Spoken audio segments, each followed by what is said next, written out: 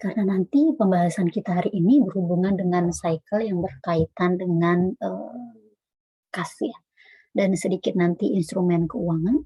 Untuk kas nanti kita akan bahas banyak di transaksi-transaksi terkait dengan cash receipt, cash disbursement, rekonsiliasi bank, kayak beberapa pengujian yang mesti dilakukan oleh auditor gitu ya, dari pengendalian internal sampai kapan sih kita merespons hasil pengendalian internal, misalnya kayak risiko yang sudah diidentifikasi rendah, maka kita akan lakukan apa di substantifnya gitu.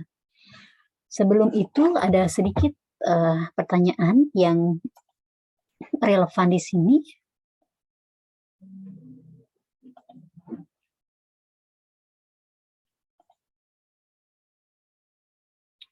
Sebentar ya, saya coba tulis dulu.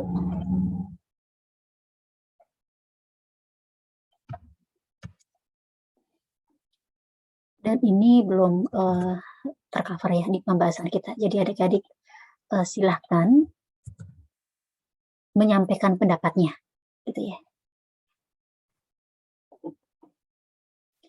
Sudah saya sampaikan di kolom chat. Jadi apa sih perbedaan antara konfirmasi bank dengan konfirmasi piutang usaha?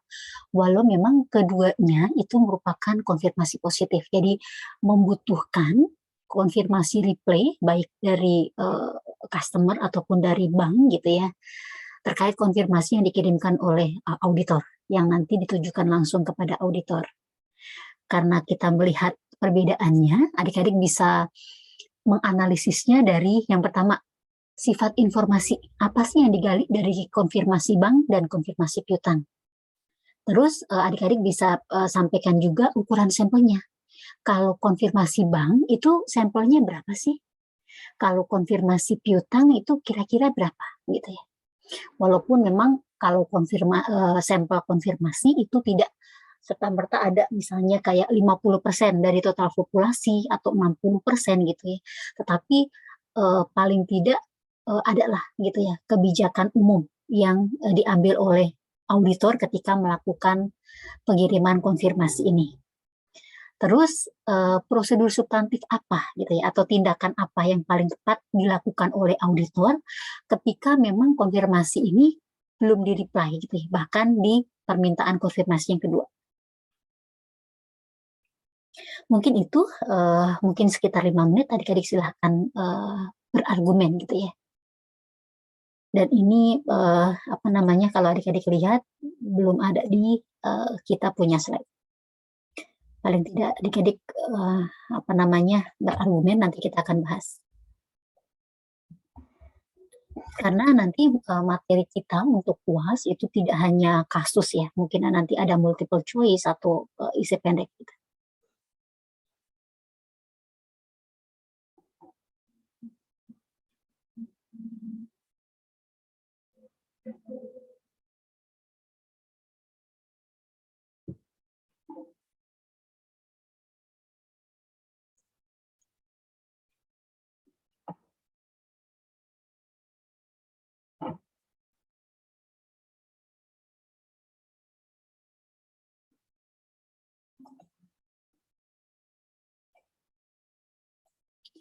Sambil menunggu, saya coba cek absensi.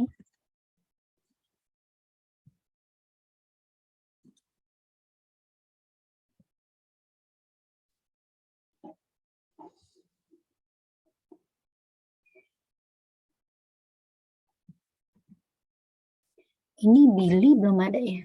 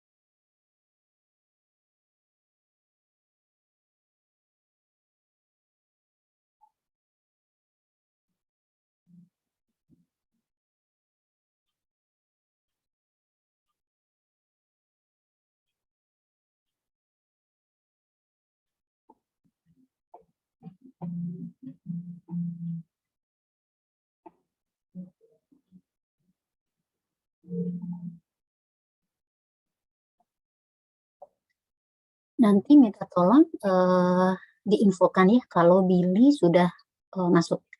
Sambil adik-adik menjawab pertanyaan yang ada di chat, saya akan mulai pembahasan kita ya.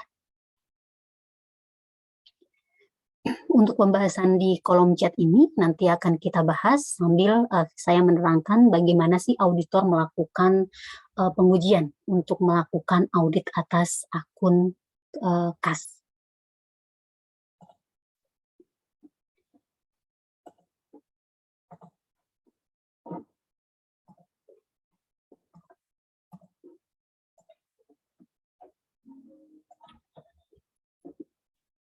Ya, kalau kita lihat di sini, ini ada beberapa jenis akun utama yang mempengaruhi, yang berpengaruh di pembahasan kita hari ini, yaitu kas dan setara kas dan instrumen keuangan. Yang pertama, yang paling berhubungan tentu adalah rekening umum gitu ya. Dia satu rekening gitu ya, yang nanti dia akan mendapatkan pemasukan misalnya dari akun untuk dana rekening antar cabang gitu ya. Biasanya mereka ada transfer gitu ya dari beberapa pembayaran gitu ya. Terus dia akan mengeluarkan juga gitu ya. Misalnya di akun Impres, biasanya akun Impres itu untuk pembayaran seperti payroll dan pembayaran operasional yang memang sudah pasti. Kalau di perusahaan dulu ketika saya ngaudit itu misalnya kayak listrik, air gitu ya. Itu paling tidak dia ada apa namanya si rekening tersendiri gitu ya. Karena itu sifatnya eh, hampir tetap gitu ya di operasional perusahaan tersebut.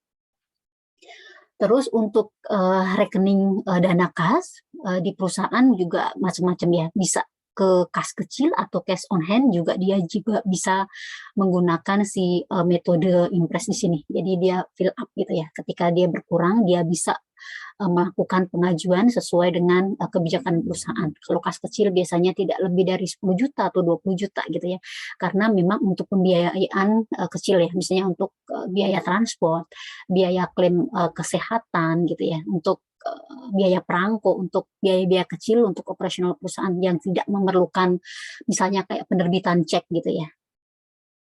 Terus Tarakas itu setiap perusahaan masing-masing ya dia bisa deposito gitu ya. Atau yang lain. Kalau instrumen keuangan itu kita lihat lagi apakah memang di secara laporan keuangan dia signifikan nggak sih gitu ya. Dan di mana si instrumen itu disampaikan. Misalnya saja di situ perusahaannya pengen aman gitu ya. Dia bisa tempatkan di beberapa obligasi pemerintah gitu ya, atau di reksadana, atau memang kalau dia berani high risk high return, dia akan full ke saham. Itu masing-masing privilege dari perusahaan itu akan menempatkan instrumen keuangannya di mana. Ini yang tadi hubungan antar akun yang terkait di kas gitu ya.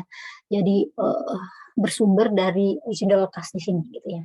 Ketika dia mengeluarkan gitu ya untuk biaya operasional sehari-hari bisa untuk apa namanya Impres payroll ataupun untuk petty cash atau cash on hand yang metodenya secara Impres dia akan mengeluarkannya dari situ. Di sini ada hubungan antara kas di bank dan cycle lainnya. Kalau kita lihat memang kas ini kan muaranya gitu ya, segala transaksi. Baik transaksi yang dari cycle-cycle lainnya gitu ya. Makanya di sini auditor akan menitik beratkan yang pertama pengujian atas cycle itu sendiri dan pengujian untuk akun-akun yang berhubungan dengan akun lainnya. Karena ini sifatnya akun sentral gitu ya. Jadi semua cycle lainnya itu berhubungan dengan ini, baik itu cash receipt ataupun cash disbursement. Misalnya untuk cash receipt gitu ya, untuk kegiatan utama perusahaan, dia jualan apa sih gitu ya. Nah nanti ketika dia melakukan penjualan barang tersebut akan bermuar ke cash receipt ke perusahaan. Gitu. Kalaupun dia tidak sales secara tunai, kalaupun dia nyangkut di piutang, ujung-ujungnya dia akan terkolek di kas perusahaan. Atau mungkin ketika kita kemarin mempelajari terkait dengan akuisisi capital gitu ya, atas modal gitu ya, dia ada penerbitan saham baru dan nanti akan muara ke cash receipt juga. Terus yang berhubungan dengan cash disbursement, misalnya terkait dengan pembelian, cycle pembelian gitu ya. Bisa account payable gitu ya untuk pembelian barang, persediaan, sampai dengan loan gitu ya untuk pinjaman gitu ya. Kalau pinjaman, waktu dia masuk awalnya dia akan masuk ke cash disbursement. Ketika dia install per bulan, baru dia akan berpengaruh ke cash disbursement yang tadi cash maaf. Terus terkait dengan cash disbursement lainnya, kita kemarin belajar terkait dengan cycle hiring sama payroll gitu ya. Dari hiring gimana sih HR ini memilih kebutuhan sesuai dengan kebutuhan perusahaan dan dilakukan perhitungan berapa sih min hour sama rate-nya dan berapa kewajiban perusahaan untuk membayar gaji karyawan tersebut. Jadi keluarlah dia ke cycle cash disbursement. Dalam mengaudit kas, terutama kas in-bank gitu ya, maka kita sebagai auditor harus membedakan dan memverifikasi antara rekonsiliasi yang dilakukan oleh klien gitu ya dan transaksi yang terjadi gitu ya. Kalau di sini sebenarnya rekonsiliasi dilakukan oleh siapa sih ketika ada difference per book sama per konfirmasi replay atau per bank statement gitu ya. Tentu secara praktik itu dilakukan oleh manajemen dan tugas dari auditor adalah memverifikasi apakah rekonsiliasi bank yang disusun udah tepat atau belum gitu ya. Komponen apa saja sih yang sebagai pengurang, misalnya sebagai pengurang dari saldo bank dia gitu ya, misalnya dia ada setoran dalam perjalanan gitu ya, atau outstanding check gitu ya, yang seharusnya itu bisa menambah untuk misalnya untuk setoran dalam perjalanan.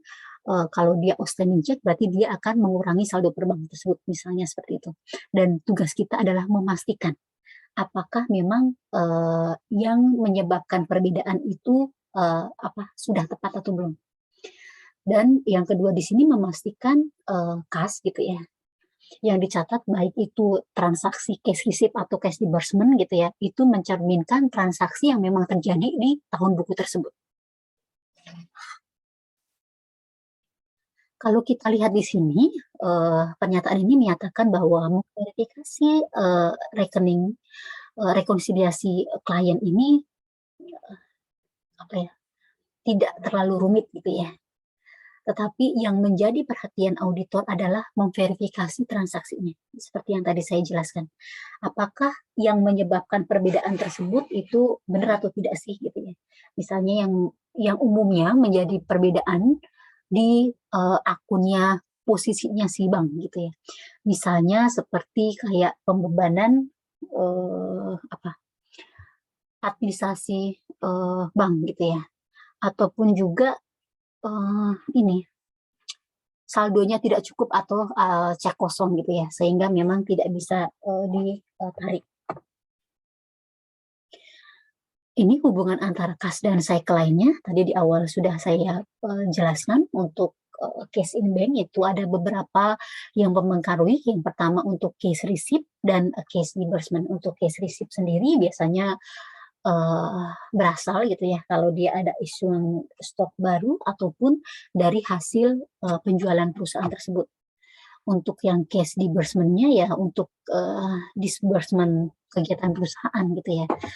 Kalau di cycle kemarin kita bisa lihat misalnya untuk revenue cycle kita akan membayar gitu ya, yang menjadi kewajiban perusahaan atas jasa yang di-deliver oleh karyawan kepada perusahaan tersebut.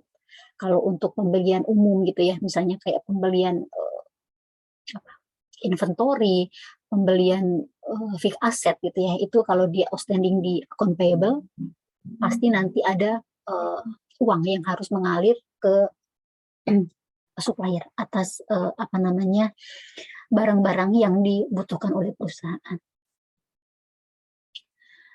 Dan kalau adik-adik lihat nanti untuk audit cycle ini gitu ya, untuk kas gitu ya, kas secara umum itu kalau kita lihat tahap-tahapannya ini sebenarnya secara tahapan itu sama dengan akun-akun yang lain gitu ya. Jadi dia ada tahapan 1 untuk risk assessment gitu ya.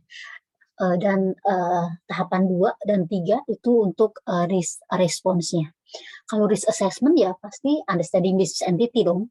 Understanding business entity itu karena kita spesifik per cycle gitu ya. Di sini cycle-nya adalah kas gitu ya, baik cash receipt, cash disbursement.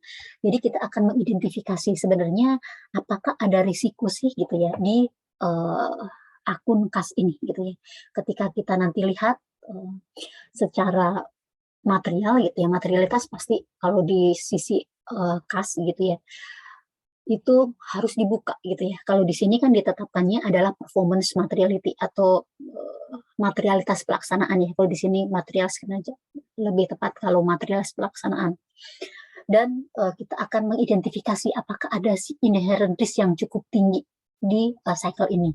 Kita juga bisa hubungkan gitu ya ketika kita melakukan understanding business entity untuk cycle kas, itu kita bisa lihat gitu ya ketika kita melakukan test of control itu ada indikasi atau potensi gitu ya bahwa dokumen gitu ya yang kita ambil sampel untuk test of control itu ada indikasi atau potensi untuk karyawan melakukan fraud enggak sih? Atau karyawan melakukan cheating atau tidak gitu ya, maksudnya pencatatan yang memang sama dia bisa diperlambat gitu ya. Terus untuk penilaian risiko gitu ya, dari hasil risk assessment yang sudah kita nilai gitu ya, dan tentu kita akan mengambil beberapa sampel atas transaksi tersebut, misalnya seperti kita ambil beberapa transaksi cash receipt, cash disbursement gitu ya. Ketika kita identifikasi itu resikonya rendah, kita bisa persempit gitu ya. Nanti prosedur substantif kita. Ketika memang kita identifikasi bahwa resikonya tinggi, kita akan extend gitu ya. Extendnya ya baik karena di sini prosedur utama gitu ya untuk akun kas gitu ya, kas secara umum gitu ya. Itu konfirmasi cut off sama satu lagi itu bank recon gitu ya, kita bisa extend-kan si bank recon ini tidak ke per cut off date saja. Kita bisa lihat di per Novembernya gitu ya, apakah memang dia secara reguler atau secara per bulan melakukan bank rekonsiliasi ini. Baru dari hasil risiko yang sudah kita identifikasi, kita akan merancang gitu ya, pengujian pengendaliannya gitu ya. Apakah nanti kita akan melakukan prosedur substantif full gitu ya. Prosedur substantif full di sini ada test of control yang kita lakukan di awal, terus nanti kita ada analytical substantif test gitu ya. Biasanya kita lakukan komparasi dengan saldo current sama saldo previous, dan kita juga bisa melakukan prosedur utama gitu ya. Nanti kita akan bahas di sini. Ketika kita melihat di sini untuk saldo receipt cash disbursement, biasanya kita melakukan test of control atas transaksi. Baik itu transaksi dari penerimaan gitu ya, kalau penerimaan umumnya kita akan ambil sampel dari penjualan gitu ya, ataupun memang kalau perusahaan itu menerbitkan saham baru ya kita bisa ambil di situ gitu ya. Kalau cash disbursement ya untuk yang bayar-bayar gitu ya, bayar-bayar untuk operasional perusahaan yang gede, misalnya di GA itu yang paling gede salary, dan bayar-bayar terkait dengan hutang kita gitu ya. Hutangnya untuk bayar apa saja sih gitu ya. Untuk biasanya untuk pembelian gitu ya. Pembelian bisa untuk raw material gitu ya, ataupun pembelian untuk fixed asset, tergantung nanti mutasi perusahaan gitu ya, untuk addition deductionnya itu banyak atau tidak. Terus untuk ending balance, untuk saldonya baru kita akan lakukan yang namanya tadi prosedur utama, yaitu kita melakukan pengecekan gitu ya, atau verifikasi terkait dengan rekonsiliasi bank yang dilakukan oleh perusahaan gitu ya. Terus apakah nanti memang kita perlu melakukan test of detail balance gitu ya. Yang outstanding di situ tuh apa saja. Terus kita cek ke supporting dokumennya apa saja. Itu nanti tergantung ketika kita mengassess di awal itu resikonya rendah atau tinggi. Ini tadi 3 prosedur utama untuk akun kas secara umum gitu ya, kas dan setara kas gitu ya. Yang pertama untuk existence gitu ya. Karena untuk nanti kita akan bedakan asersi yang dituju, ada asersi saldo. Berarti ya saldo itu ya angka yang memang outstanding di situ, di si neraca gitu ya. Itu ada 3, ada si eksistensi atau keberadaan, ada completeness, sama ada valuasi gitu. Kalau nanti ketika kita akan mengetes ke transaksinya, baru nanti kita akan melihat satu yang beda, occurrence gitu ya. Kalau untuk si completeness sama akurasi dia masih sama. Jadi yang pertama untuk konfirmasi bank gitu ya, nanti kita akan bahas habis ini terkait dengan pendapat adik-adik gitu ya. Gimana sih konfirmasi bank ini berpengaruh di pengujian ini dan apa bedanya dengan konfirmasi yang lain. Misalnya di sini konfirmasi piutang. Terus di sini ada cut off gitu ya.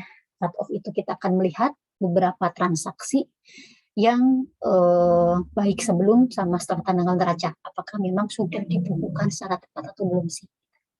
Sama pengujian rekonsiliasi bank. Kalau memang ada difference per book sama per banknya, per konfirmasi replay atau per bank statement. Ini kita sudah jelaskan. Selanjutnya, ketika auditor gitu ya melakukan pendekatan untuk melakukan audit atas kas gitu ya, ya tadi dipengaruhi oleh 2 hal ini, yaitu apa? Berasal dari mana transaksi-transaksi penerimaan kas yang terjadi di perusahaan. Yang kedua, untuk pengeluarannya, untuk disbursement-nya. Sebenarnya untuk apa saja sih kas perusahaan itu dikeluarkan, untuk pembayaran apa saja gitu. Nah, karena ini terkait dengan saldo kas, jadi kita harus melihat beberapa asersi utama gitu ya. Yaitu keterjadian, kelengkapan dan akurasinya. Kalau akurasi di sini kita juga bisa lihat selain kita nanti lakukan verifikasi rekonsiliasi bank gitu ya. Itu juga untuk akurasi itu kita mesti lihat apakah perusahaan yang lagi kita audit itu menggunakan beberapa currency, misalnya untuk proses bisnis dia gitu ya. Mungkin IDR, USD, JPY gitu ya. Ataupun mata uang yang lain USD gitu ya. Kalau memang itu ada, jadi kewajiban auditor untuk melakukan audit ini adalah tes forex. Kalau di kita berarti nanti tes forex berdasarkan BI middle rate. Terus di sini dibilang bahwa sebagian besar gitu ya penilaian atas risiko atas pengendalian perusahaan itu berasal yang tadi ketika kita melakukan risk assessment gitu ya, karena ini kas, berarti berhubungan dengan dari mana transaksi-transaksi ini berasal dan untuk apa gitu ya. Makanya pengujiannya, pengujian untuk sistem penjualan dan penerimaan kas, sama untuk pengeluarannya gitu ya, atau pembeliannya, atau untuk apa sih apa namanya uang perusahaan dikeluarkan gitu. Berarti bukan hanya pembelian, misalnya untuk apa pembayaran expense gitu ya, di GA expense itu kan banyak expense gitu ya. Ini tadi kita sudah bahas ada 3 asersi utama gitu ya, baik itu terkait dengan kas di sini berarti untuk saldo yang memang outstanding di situ, sama untuk transaksinya. Yang berbeda di sini existence sama occurrence. Nah, ketika kita mengidentifikasi ada asersi-asersi utama yang mesti direspon dengan audit procedures gitu ya, adik-adik bisa melakukan ini. Kalau misalnya nanti ada case gitu ya, yang membutuhkan adik-adik mengidentifikasi sebenarnya akun prosedur apa sih yang sudah dilakukan atau yang belum dilakukan, adik-adik bisa merefer ke sini. Misalnya untuk transaksi ya, untuk item-item transaksi yang terjadi atau peristiwa yang terjadi yang menimbulkan uang itu berkurang atau bertambah gitu ya, maka kita bisa melakukan apa, umumnya sih vouching ya gitu ya, melihat ke supporting dokumen gitu ya, atas apa, pembayaran ataupun hal-hal yang menyebabkan si bank atau kas kita itu bertambah gitu ya, cash receipt-nya itu dari mana saja. Kita juga di sini bisa lihat dari good receipt-nya, supplier invoice gitu ya, ataupun kita bisa ngelihat ke penerimaan kita gitu ya, invoice yang kita apa namanya keluarkan, ataupun purchase order yang memang diminta oleh si customer kita gitu ya. Untuk occurrence sama completeness itu biasanya kita lakukan melihat ya ke detail transaksinya, ke dokumen pendukung atas pengeluaran atau penerimaan kas tersebut. Kalau untuk akurasi ya kita akan melihat kalau memang ada beberapa transaksi perusahaan gitu ya yang tidak hanya menggunakan satu macam mata uang gitu ya. Kalau untuk cut off di sini ini adalah apa, prosedur utama ya. Kita bisa melihat beberapa transaksi sebelum dan setelah tanggal neraca. Baik itu masuk ke cash receipt itu apa saja, cash disbursement apa saja gitu ya. Dan setelah tanggal neraca juga gitu ya. Tidak hanya cash receipt saja, cash disbursement harus kita cek gitu ya. Apakah sudah dibukukan di periode yang tepat atau tidak. Untuk klasifikasi di sini lebih ke apakah dia masuk ke cash in bank untuk atau setara kas atau masuk ke cash on hand atau petty cash. Ini untuk pengujian apa saldo gitu ya, yang outstanding biasanya untuk melihat bener nggak sih transaksi itu benar-benar ada atau tidak, yang current dilakukan oleh auditor adalah konfirmasi gitu ya. Dengan konfirmasi ini kita juga bisa melihat bahwa memang si aset atau kas perusahaan itu benar-benar dimiliki oleh si perusahaan yang lagi kita audit. Terus kita bisa lihat apa lagi gitu ya untuk eksistensi gitu ya. Kalau eksistensi misalnya kayak yang paling umum kita akan memverifikasi bank rekonsiliasi bank gitu ya. Untuk rekonsiliasi bank itu kita juga bisa sekalian karena kita melakukan verifikasi untuk rekening bank itu juga kita bisa melihat ke detail transaksi yang berpengaruh atas rekening bank, kita bisa masuk juga ke asersi completeness gitu ya. Dan untuk angkanya karena kita sudah cek, kita juga bisa masuk ke asersi evaluasi. Mungkin itu beberapa prosedur terkait dengan akun kas dan serakas. Ini penjelasan untuk konfirmasi bank gitu ya. Di sini kita mesti lihat apakah memang saldo yang ada gitu ya, itu bisa digunakan secara leluasa oleh klien kita untuk membiayai operasional perusahaan dia gitu ya. Atau jangan-jangan ini malah memang dibatasi penggunaannya. Kalau dibatasin penggunaannya, kita mesti lihat lagi gitu ya. Apakah memang di perusahaan itu memang ada beberapa bank gitu ya. Misalnya kalau dibatasin penggunaannya biasanya terkait dengan pinjaman dia atas satu loan gitu ya. Dan yang dibatasi biasanya terkait dengan piutang lancar gitu ya. Nah, kita mesti lihat apakah pendapatan utama dari si perusahaan tersebut hanya berasal dari penjualan utama ini gitu, nggak ada other-nya atau tidak, karena itu akan berpengaruh ke likuiditas perusahaan itu tersendiri.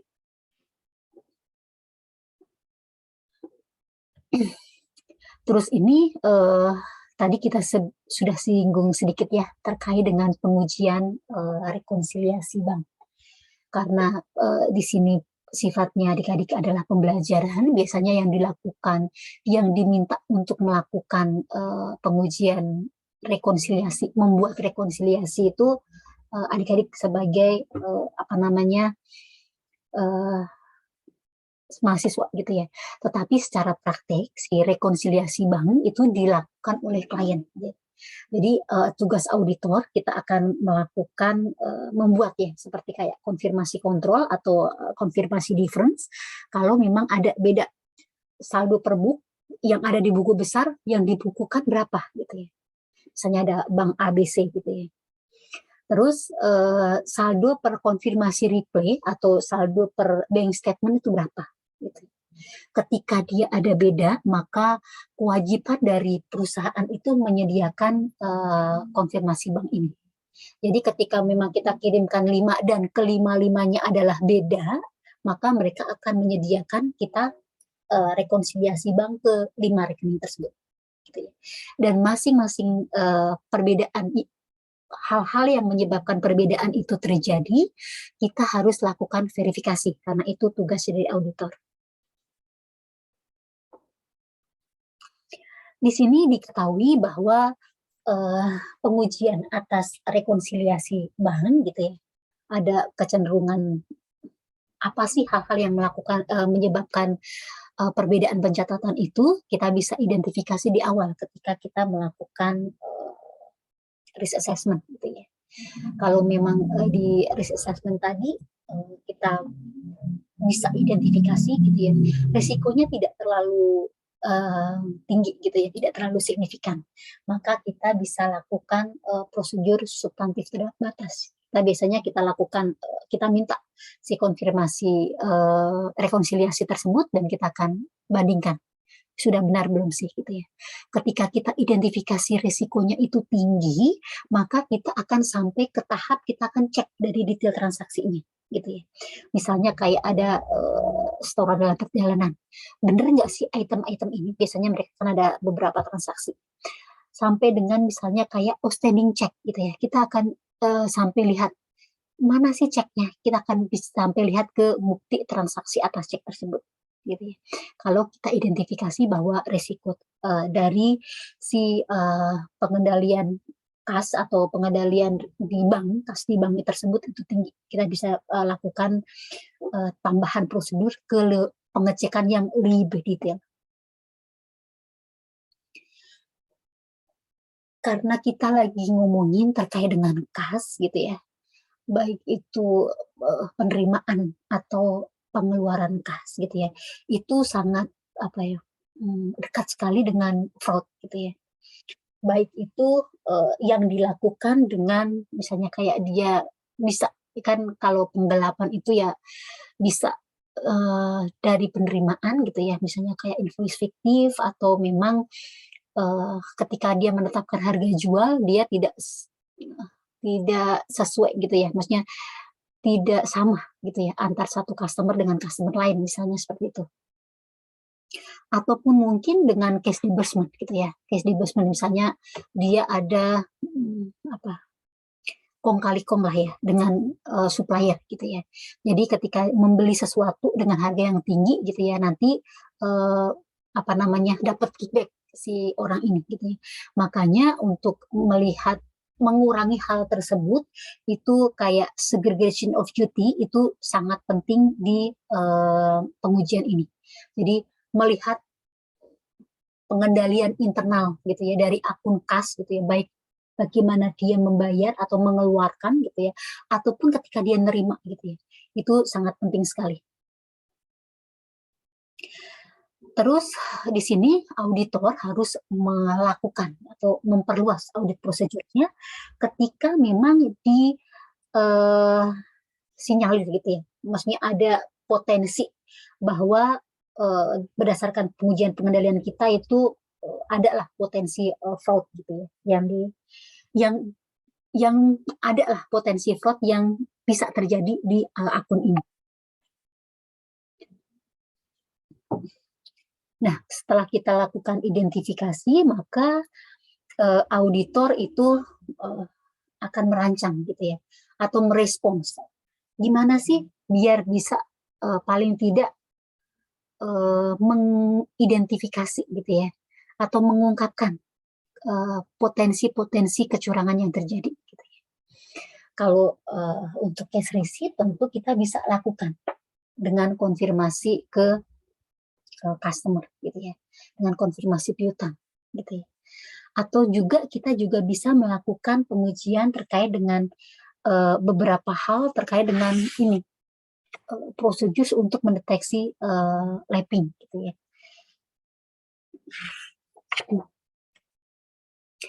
Kita akan identifikasi sebenarnya ada nggak sih potensi gitu ya karyawan atau sistem dari perusahaan gitu ya kan, karena internal control dia kan ada desainnya sebenarnya, desain yang memang sudah dibuat oleh perusahaan yang akan dilakukan oleh si karyawan ini gitu ya, yang menimbulkan misalnya ada potensi lapping di sini umumnya kan dia karena ada potensi kecurangan gitu ya, dia bisa dilakukan dengan kayak melakukan penundaan pencatatan misalnya ya untuk suatu keperluan pribadi dia gitu ya. Misalnya untuk apa namanya dipinjam dulu atau memang diambil sama dia gitu ya. Makanya kita mesti lihat ketika suatu transaksi terjadi gitu ya, itu langsung dibukukan atau tidak gitu ya, biar tidak ada apa namanya potensi adanya lapping di sini. Terus di sini review ke buku besar gitu ya, dan akun kas gitu atas item-item gitu ya. Tadi misalnya item-item yang current saja itu ada potensi di lappingkan gitu ya, ada potensi dia apa ya tidak dicatat dengan langsung gitu ya. Ketika transaksi terjadi dia tidak langsung catat gitu ya. Apalagi ada beberapa transaksi kalau kas gitu ya untuk pembayaran misalnya kayak untuk keperluan pribadi direksi gitu ya yang memang jumlahnya signifikan dan itu sifatnya tidak biasa. Atau kita juga bisa untuk mengungkapkan adanya potensi fraud ini dengan melakukan komparasi misalnya kayak purchase order dengan si barang invoice dia, penjualan dia gitu ya. Baru nanti kita akan bandingkan ke kas yang memang harusnya diterima oleh perusahaan. Gitu. Ataupun juga bisa juga karena ini curang ya, curang itu ya bisa apa saja gitu ya, sampai dengan otorisasi atau pendokumentasian gitu ya, itu bisa saja dicurangkannya gitu ya. Kalau di sini yang sering terjadi untuk yang terakhir ini adalah potongan penjualan, gitu ya. Dia bisa berikan potongan penjualan yang lebih besar gitu ya, tetapi dengan ada perjanjian tertentu dengan si customer ini. Gitu ya. Nanti ada sekian persen balik ke aku ya, misalnya seperti itu. Makanya kita sebagai auditor diwajibkan untuk melakukan pemeriksaan atas approval dan pendokumentasian untuk misalnya kayak potongan penjualan gitu ya. Kalau untuk lakukan write off biasanya karena ini nanti juga berpengaruh ke pajak apa ya? Ketika dia melakukan kecurangan di sini akan rada panjang gitu ya.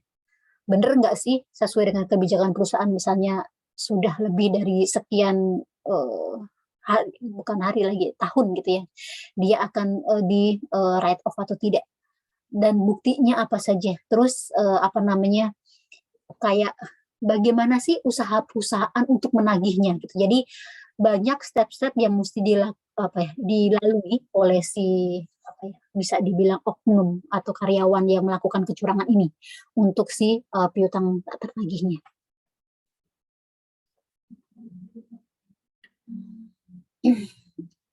Kalau terkait dengan saldo apa yang outstanding di kasnya gitu ya, maka yang bisa dilakukan kayak tadi, pengujian rekonsiliasinya di-extend, diperpanjang.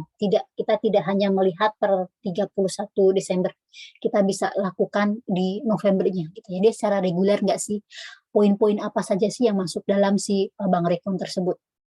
Ataupun di sini ada namanya pemeriksaan fisik uang tunai gitu ya. Ini tergantung perusahaannya itu punya petty cash atau cash on hand gitu ya. Dan di sini kita juga bisa lakukan tes atas transfer antar bank gitu ya. Apakah memang ada potensi kiting gitu ya, atau transfer uang gitu ya, tetapi memang tidak untuk tujuan yang sebenarnya gitu ya.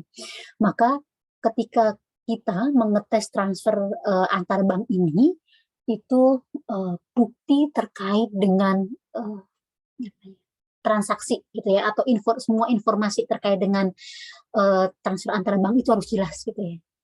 Untuk apa, posisinya per apa, kapan cek itu dikeluarkan, terus habis itu untuk keperluan approvalnya siapa itu mesti diperhatikan oleh auditor gitu ya.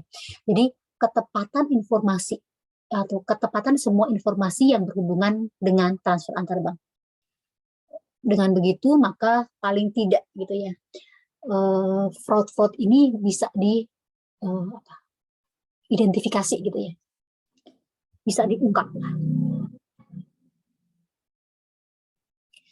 Terus ada di sini terkait dengan audit untuk instrumen keuangan. Sebelum itu saya akan coba tunjukkan sedikit yang belum ada tadi, misalnya pemeriksaan fisik atas uang tunai ya.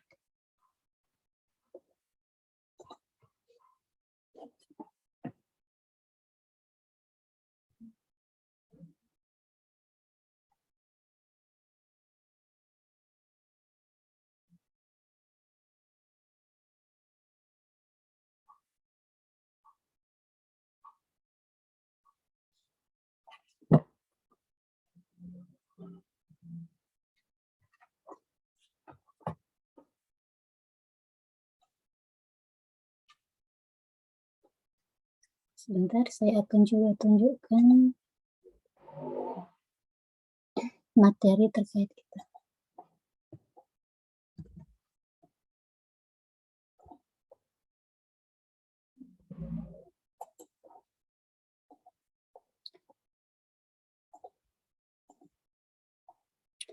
Nah, ini adalah procedures gitu ya, common procedures yang umumnya dilakukan oleh auditor ketika melakukan pengujian untuk kas dan setara kas gitu ya. Nah, tergantung kasnya itu misalnya kas kecil atau cash on hand-nya itu apa namanya, dilakukan di sini kan. Kalau kas kecil itu terbagi di beberapa tempat gitu ya, di beberapa bendahara karena untuk operasional yang kecil-kecil gitu ya. Dan diwajibkan untuk auditor untuk melakukan observasi untuk cash on hand tersebut. Seperti halnya dengan pemeriksaan fisik atas persediaan, ketika cek fisik atas kas tersebut tidak dilakukan di tanggal neraca, maka perlu dilakukan pengujian mutasi atau rollback atau roll forward ke tanggal 31 Desember gitu ya. Jadi mutasi apa namanya, kalau ada karena ini cash on hand atau petty cash, berarti kalau dia fill up lagi gitu ya ke saldo awal gitu ya, dan digunakan untuk apa gitu ya. Mutasinya itu mesti dilihat gitu ya. Itu mutasi atas transaksi sampai dengan 31 Desember. Ketika cash count-nya itu tidak dilakukan di tanggal 31 Desember. Kalau tadi konfirmasi gitu ya, kita lakukan konfirmasi ke semua bank yang ada di perusahaan tersebut gitu ya. Sampai dengan kalau memang itu zero balance, kita harus lakukan konfirmasi. Zero balance tidak berarti itu tidak material, karena bisa saja transaksinya besar-besar gitu ya. Tapi emang endingnya jadi sedikit gitu ya, bukan zero balance lah. Misalnya kecil gitu ya, secara materialitas itu kecil, cuma 1 juta atau cuma 500.000 gitu ya. Padahal kalau kita lihat mutasinya gitu ya, keluar masuknya uang itu sangat tinggi. Terus di sini ada kita melakukan verifikasi, atau pertama kita dapatkan bank rekonsiliasi kalau ada different untuk semua bank gitu ya. Dan kita lakukan analytical substantif gitu ya, analisis ketika dia ada mutasi yang memang signifikan. Ini contoh dari bentuk konfirmasinya, berarti ya berapa yang outstanding, apakah memang ada time deposit, apakah ada deposito gitu ya, atau spesifik outstanding yang lain. Gitu. Di surat konfirmasi juga tidak hanya konfirmasi karena ini konfirmasi bank gitu ya, berarti kita juga bisa meminta informasi atas saldo utang gitu ya, apakah perusahaan kita berutang di bank tersebut gitu ya. Atau ada fasilitas overdraft, si perusahaan kita bisa ambil uang lebih banyak daripada yang memang ada di situ. Ini konfirmasi kontrol gitu ya, yang biasanya nanti di RIMAK ini adalah konfirmasi bank rekonsiliasi. Itu tambahannya sebelum kita masuk ke prosedur ini ya, instrumen keuangan. Kalau untuk instrumen keuangan itu kita jarang sekali ada di case ya. Dan kalau kita lihat materi di sini sedikit ya. Karena kita sektor komersial gitu ya, kalau yang signifikan itu biasanya di industri asuransi gitu ya, ataupun di industri perbankan gitu ya. Jadi dari sisi instrumen keuangan mereka tinggi. Kalau untuk sektor komersial gitu ya, untuk pembelajaran kita kalaupun ada tapi tidak terlalu signifikan di perusahaan tersebut.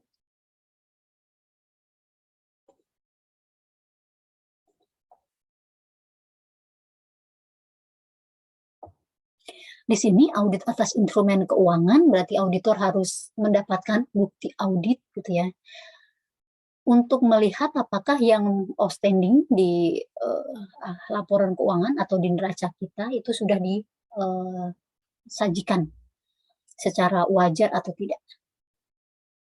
Kalau kita lihat tahapannya ini sama ya, ada risk assessment dari tahapan 1, sama risk response itu 2 dan 3. Kalau kita lihat di sini sebenarnya untuk prosedur-prosedurnya untuk si instrumen keuangan, yang pertama sebenarnya yang harus kita lihat adalah sebenarnya signifikansi gitu ya, atau besar kecilnya yang outstanding di instrumen keuangan ini. Gitu. Ketika dia outstanding, kita akan lihat lagi dia banyaknya di mana sih gitu ya. Apakah dia misalnya di tujuan untuk diperdagangkan atau tujuan untuk dikip oleh perusahaan gitu ya, sampai dengan nanti jatuh tempo gitu ya, kita akan melihat ke sananya. Jangan misalnya kalau kita lihat instrumen keuangan yang cukup besar dan sangat berpengaruh, kita ingat dengan case yang kemarin sangat ramai ya, misalnya seperti Jiwasraya gitu ya, dia salah menempatkan gitu ya investasinya ke saham-saham yang memang saham-saham tidur ya, maksudnya saham-saham yang tidak memberikan return yang tinggi gitu ya, memberikan return yang optimal bagi si perusahaan, sehingga sampai dengan dia membayar klaim dari si customer saja tidak bisa gitu ya. Maka kita mesti lihat lagi berdasarkan nature bisnis dari perusahaan tersebut. Kalau untuk pengujiannya, untuk instrumen keuangan itu lebih ke pengujian ini ya, kayak pembelian sama penjualan dari si sekuritas itu ya, tidak terlalu banyak, lebih ke melihat atau vouching atau tracing ke dokumen-dokumennya. Nah, kita bisa lihat di sini, kebanyakan di sini adalah misalnya untuk uji transaksi gitu ya. Untuk baik itu beli atau jual dari sekuritas, kita lihat di sini hampir untuk semua pengujian di sini adalah vouching atau tracing ke sampel-sampel dokumen terkait gitu ya. Baik itu ke minutes of meeting ataupun ke transaksi yang kita bisa dapatkan dari broker gitu ya, ataupun dokumen vouching apa payment dokumen gitu ya. Ini kalau kita bisa lihat trace ke sampel transaksi, apa namanya, vouching ke dokumen gitu ya, sama, sampai dengan cut off-nya itu kita pick ke, sampelnya. Baru ketika kita melakukan pengujian atas saldonya, kita juga bisa melakukan yang sedikit berbeda adalah, eee, melihat fisik gitu ya. Atas si dokumen tersebut, ataupun kita juga bisa melakukan konfirmasi ke broker gitu ya, atau ke, dealer gitu ya, atau manajer investasi gitu ya. Kalau kita melakukan di sini misalnya kayak physical X-Mind, kita bisa, misalnya kalau kayak reksadana, kita bisa, saya lupa tidak saya fotokan gitu ya. Misalnya di situ kita bisa identifikasi, sebenarnya penempatannya itu di produk apa sih gitu ya, misalnya kayak mungkin Scooter, BNP Paribas gitu ya, terus, currency-nya apa, terus berapa sih, NAV gitu ya, per period tersebut gitu ya, berapa unit penyertaannya sehingga nanti, saldo per, 31 Desember ketahuan itu berapa gitu ya. Nah, untuk, valuasi kita bisa rekalkulasi NAV sama unit penyertaan yang dimiliki oleh perusahaan gitu ya. Sama nggak sih sama dengan, yang tersaji di saldo tersebut. Kalau untuk si instrumen, keuangan paling tidak banyak ya, itu aja.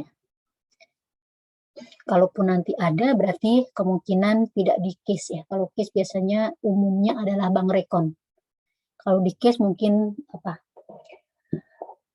esai pendek ataupun multiple choice untuk si instrumen keuangan ini. Oke, untuk pembahasan kita, saya akan coba lihat dulu pendapat dari adik-adik terkait dengan konfirmasi bank.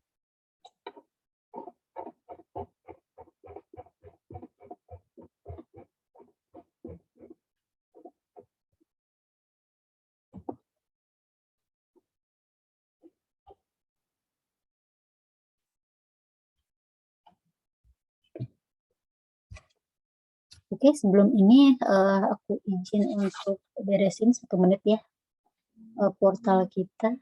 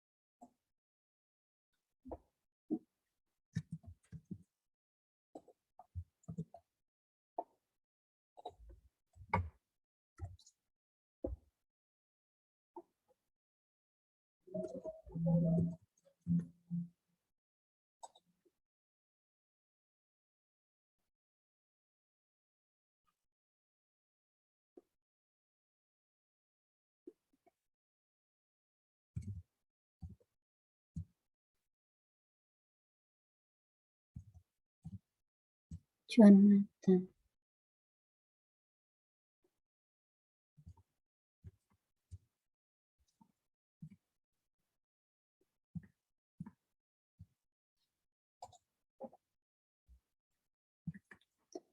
Aditya.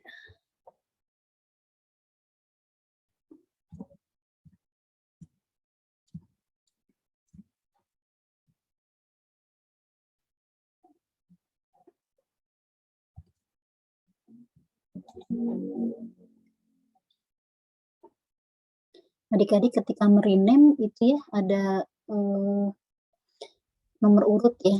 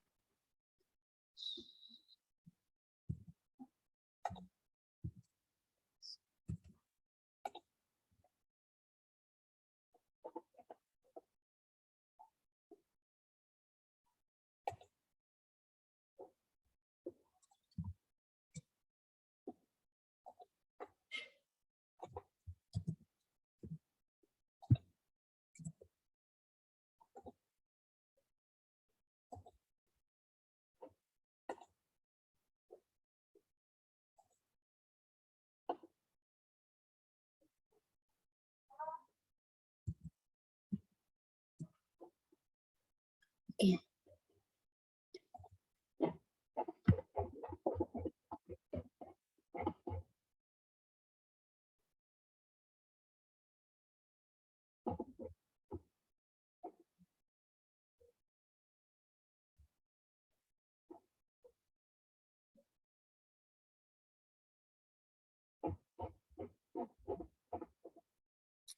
Oke, kita akan bahas kalau ditanya bedanya si konfirmasi bank sama konfirmasi piutang. Itu kan di sini sudah spesifik ya, adik-adik diminta untuk mengidentifikasi sifat atau informasi yang dikonfirmasi. Tadi kita sudah lihat contohnya ya.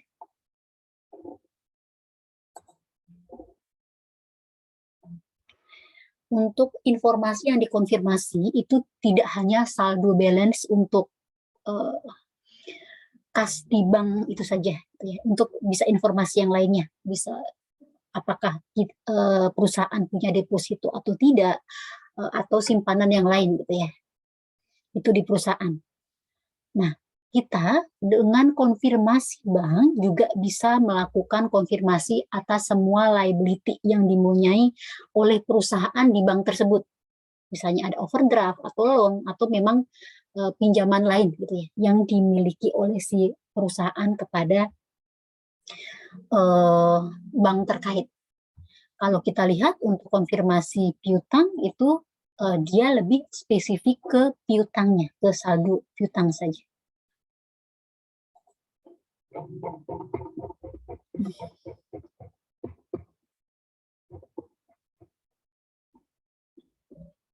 Terus untuk ukuran sampel gitu ya.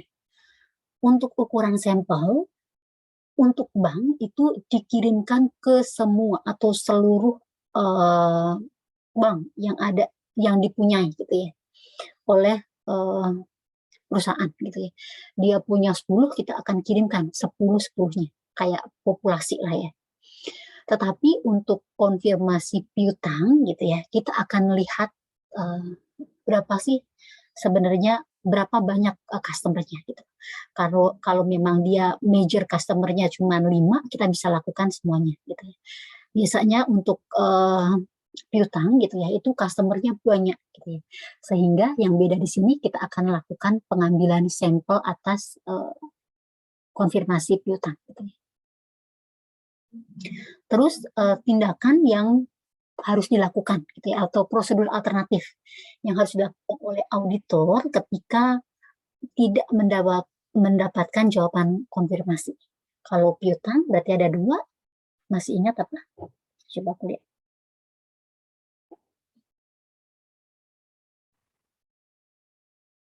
Ya, ada, sudah benar ya. Subsequent collection sama satu lagi vouch ke supporting dokumen ya.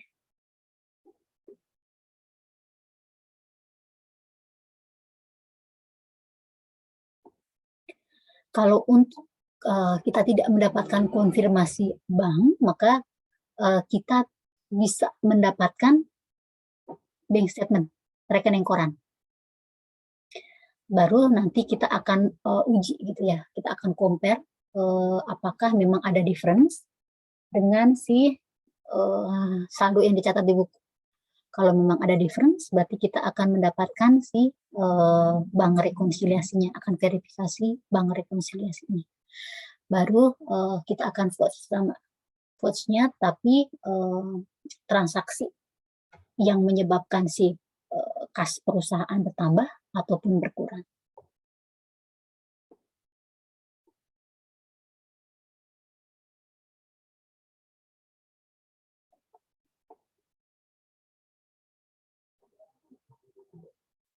Oke, kita akan bahas case kita, apa ya, rekening bank ya. Bank rekonsiliasi, baru nanti kalau ada waktu kita akan ini bahas sedikit pertanyaan-pertanyaan ya mengenai kas.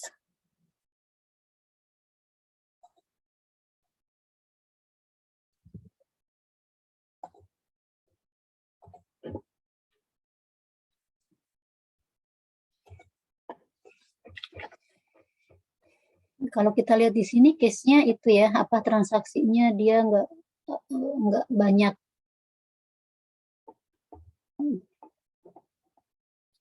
dan apa kayak informasi yang mengecohkan di sini nggak ada ya, jadi lebih spesifik lah. Ini pertama kita diminta untuk mengidentifikasi prosedur, terus yang kedua yang belum, sama melakukan rekonsiliasi bank ya, sama jurnal.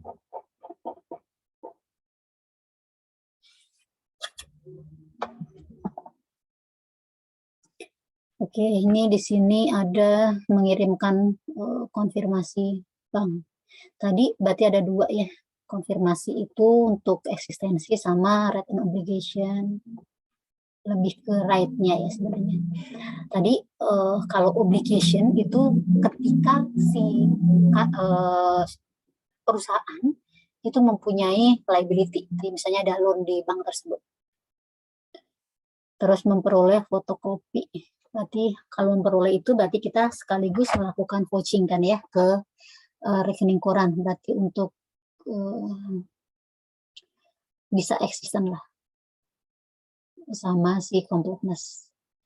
Vouching ke transaksi cash receipt cash disbursement itu bisa completeness, bisa eksisten juga, bisa akurasi. Mencocokkan rekening koran sama pencatatannya, completeness-nya.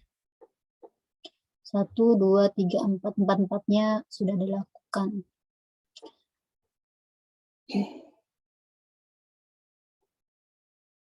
Oh, ini ada 2 mata uang ya, ada IDR sama USD. Berarti auditor harus melakukan tes forex ya.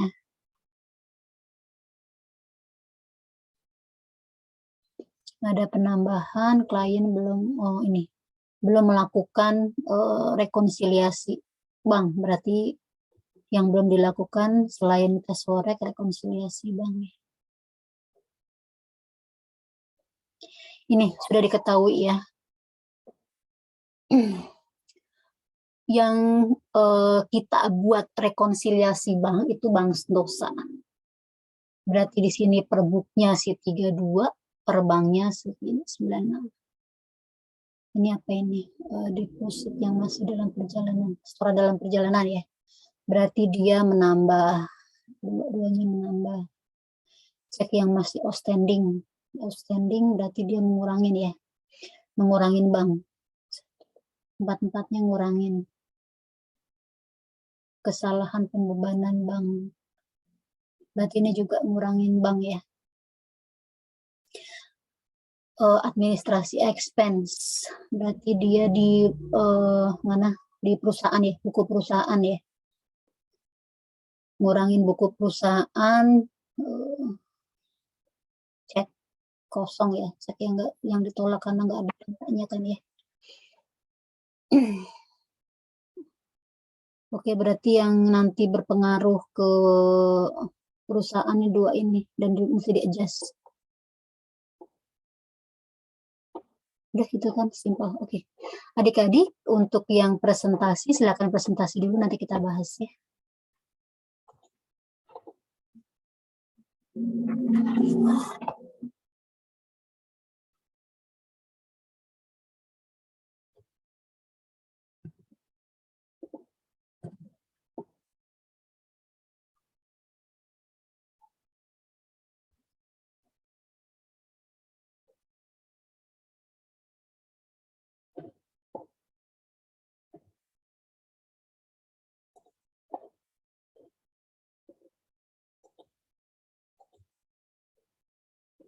Mohon izin untuk share screen, Bu. Apa sudah terlihat? Yes, sudah.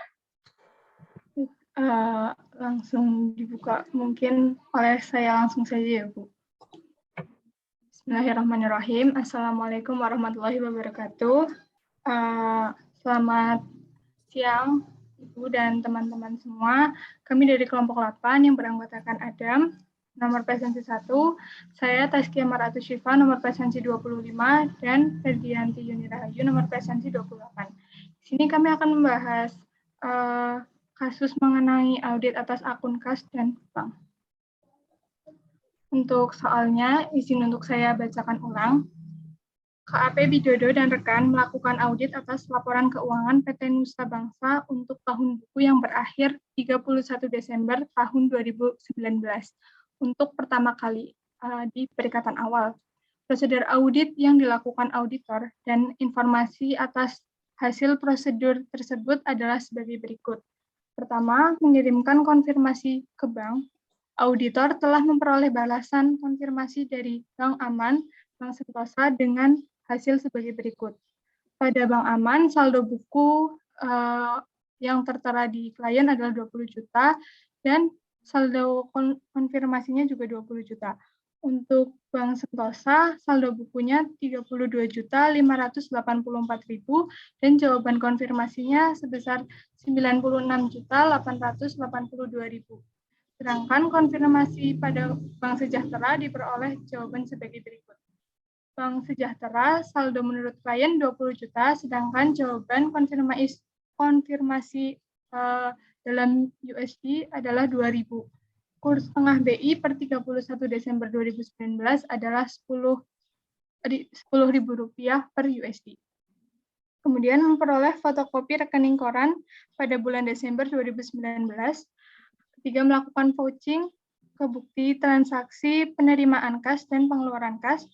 Dan yang keempat, mencocokkan daftar rekening koran pada bulan Desember 2019 dengan catatan buku atau buku besar. Catatan pembukuan atau buku besar. Berikut informasi yang diperoleh auditor dari PT Nusa Bangsa. PT Nusa Bangsa menyimpan semua penerimaan dari hasil penjualannya ke bank dan melakukan semua aktivitas pembayaran melalui cek, sehingga tidak memiliki kas tunai. Untuk kepentingan transaksi tersebut, PT Nusa Bangsa mempunyai rekening di Bank Sentosa untuk menampung semua penerimaan dan pengeluarannya. Rekening bank yang dimiliki PT Nusa Bangsa berupa rekening mata uang rupiah dan rekening mata uang asing berupa US dollar. Pada tahun 2019, PT Nusa Bangsa memperoleh pinjaman modal dari Bank Aman sebesar 200 juta untuk membiayai usahanya dengan jaminan berupa rekening kas perusahaan senilai 20 juta yang dibatasi penggunaannya. PT Nusa Bangsa belum membuat rekonsiliasi bank secara berkala dan tepat waktu. Terdapat perbedaan saldo pencatatan menurut buku dan bank pada bulan Desember. Klien belum membuat rekonsiliasi dan belum melakukan penyesuaian pada akun tersebut. Auditor memperoleh data terkait pada Bank Sentosa selama bulan Desember sebagai berikut. Yang pertama, saldonya tadi sudah disebutkan 32.584 per klien dan per bank 96.882. Kemudian pada akhir periode dana deposito PT Nusa Bangsa yang masih dalam perjalanan adalah 10.017.000 dan 11.100.000. Untuk cek perusahaan yang masih outstanding ada 11.916.000, 14.717.000, 37.998.000 dan 10 juta. Juga terdapat kesalahan pembebanan yang dilakukan bank terhadap akun PT Nusa Bangsa sebesar 15.200. Pembebanan yang belum dicatat adalah sebesar 216.000 dan dari cek pelanggan yang belum cukup dan ditolak oleh bank sebesar 4.200. Dalam soal, kita diminta untuk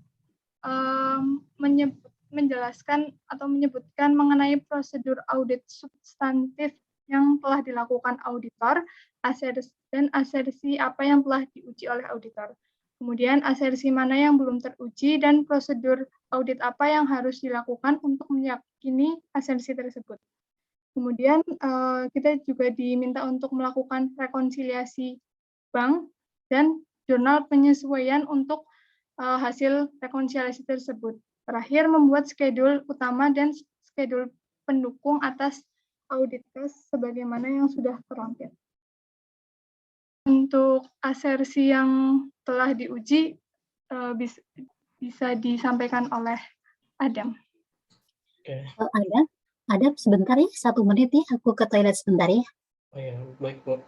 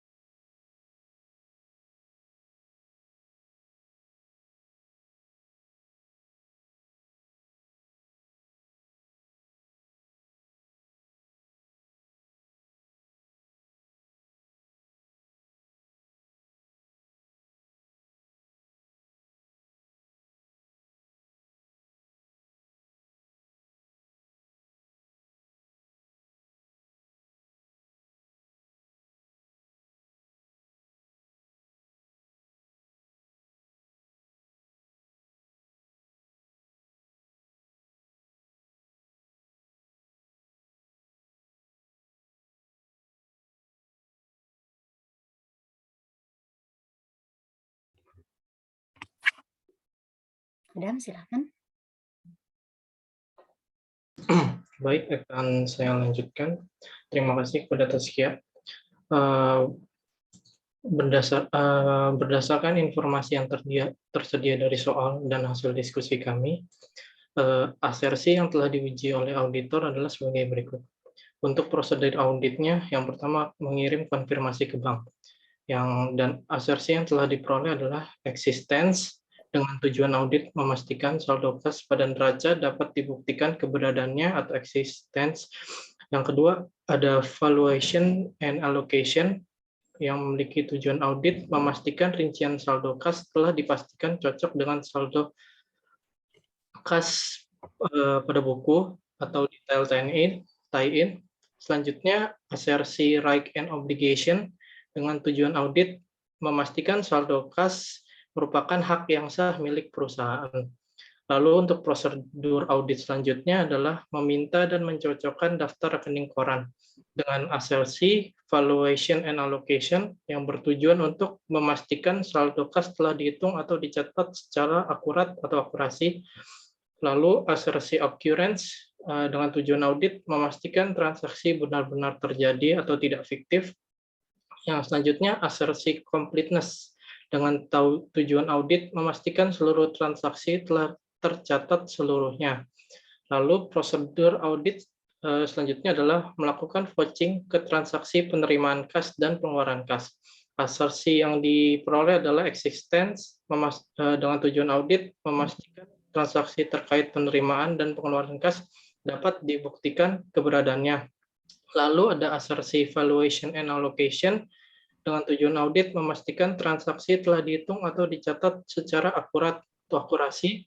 Lalu ada asersi completeness dengan tujuan audit memastikan bahwa transaksi terkait penerimaan dan pengeluaran kas sudah tercatat seluruhnya. Lalu untuk asersi yang belum diuji oleh auditor terdiri dari untuk proses auditnya ada inspeksi terhadap kas yang dibatasi penggunaannya dan diperoleh asersi valuation dan allocation yang tujuan auditnya itu memastikan klasifikasi pencatatan atas kas dan setara kas telah sesuai atau classification. Lalu untuk prosedur audit rekonsiliasi bank diperoleh asersi valuation and allocation dengan tujuan memastikan perhitungan atau pencatatan telah akurat atau akurasi. Lalu ada asersi completeness dengan tujuan memastikan transaksi telah dicatat seluruhnya oleh klien. Lalu prosedur audit selanjutnya adalah tracing ke dokumen penerimaan dan pengeluaran kas. Asersi yang diperoleh antara lain ada completeness dengan tujuan memastikan transaksi terkait telah dicatat seluruhnya oleh klien. Lalu asersi valuation and allocation memastikan seluruh transaksi telah dicatat secara akurasi. Lalu ada right and obligation memastikan dokumen terkait transaksi terkait memang hak milik perusahaan. Dan selanjutnya akan dilanjutkan oleh rekan saya, Vera. Baik, selanjutnya yaitu yang diminta melakukan rekonsiliasi bank antara klien dan Bank Sentosa. Itu ada tipe, mohon maaf, seharusnya Bank Sentosa, dan saldo kas yang seharusnya dicatat oleh klien.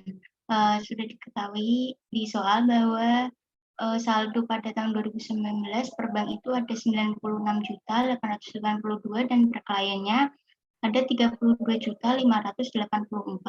Di sini akan ada penambah dan pengurang dari per bank dan per klien. Untuk per banknya sendiri yang penambahnya ada deposit in transit, yaitu sebesar 21.117.000. Ini dari total pada poin 2 ini. Jadi 10.017 ditambah sama tadi 11.100.000. Lalu penambahnya lagi yaitu ada error atau kesalahan pembebanan. Ini udah ada di soal yaitu sebesar 15.200.000. Nah, ada di poin keempat. Kemudian untuk pengurangnya itu ada outstanding check atau total dari cek perusahaan yang masih dalam perjalanan.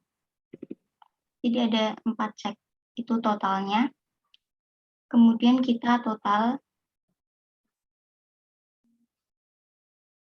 Jadi beginning balance kita tambah sama deposit in transit dan error, kemudian kita kurang sama outstanding-nya.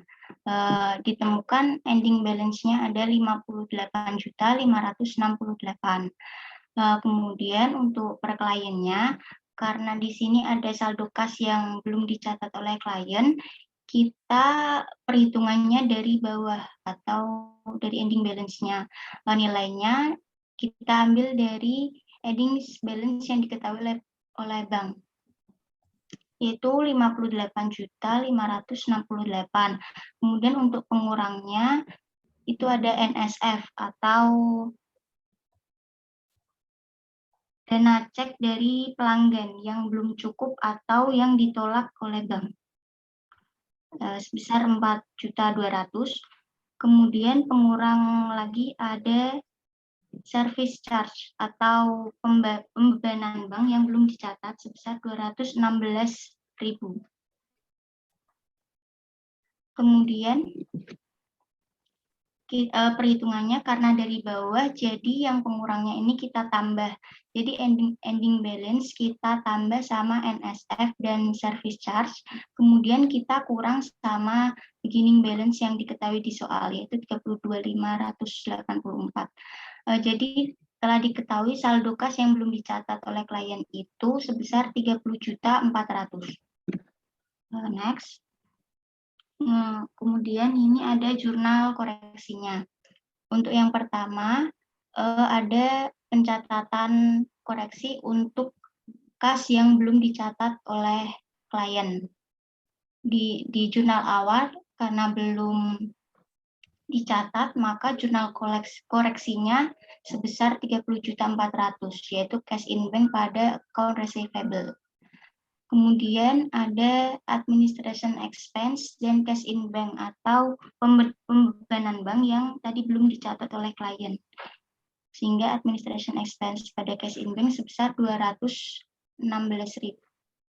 Lalu yang ketiga, ini ada dana cek dari pelanggan yang belum cukup atau yang ditolak oleh bank. Nah, di sini asumsi kami si klien mencatat cek yang masuk cash in bank pada account receivable sebesar 4.200.000. Namun kemudian si bank melakukan penolakan. Jadi jurnal seharusnya ini no entry karena penolakan ini di luar dugaan klien. Nah, jadi di jurnal koreksi tinggal dibalik dari jurnal awal, yaitu account receivable pada cash in bank sebesar 4.200.000. Lalu yang terakhir ini adalah transaksi klien dengan bank aman.